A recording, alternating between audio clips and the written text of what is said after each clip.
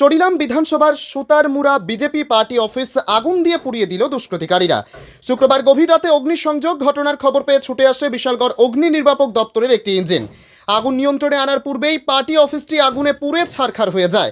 তবে একাংশদের অভিযোগ, শাসকের শরিকদের মধ্যে নিগো বাণিজ্যকে কেন্দ্র করে মূলত চরিলাম বিধানসভায় জ্বলছে তুষের আগুন, যার ফলেই সুতারমুড়া বাজারে ভারতীয় জনতা পার্টি দলীয় কার্যালয়ে অগ্নিকাণ্ড।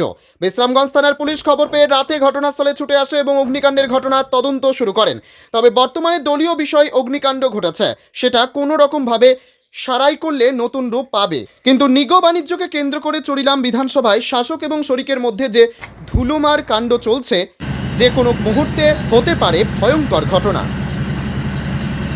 যে সুতারমুড়া বাজারের মধ্যে বিজেপি অফিসে আগুন লাগছে। অলরেডি আমি স্টাফ নিয়ে আইলাম, আইয়া দিয়ে সুতারমুড়া বাজারের পার্টি অফিসে দরজার মধ্যে আগুন জ্বলতেছে। আমরা জল টল দিয়ে আগুন আইতে আনছি। আপনারা কি অবস্থায় দেখছেন? আমরা এদিকে দরজার মধ্যে পুরো আগুন জ্বলতেছে। পুলিশের খবর দেওয়া হয়েছিল? পুলিশের খবর দেওয়া হয়েছে, পুলিশ আইতে আছে, আয় পড়ছে পুলিশ।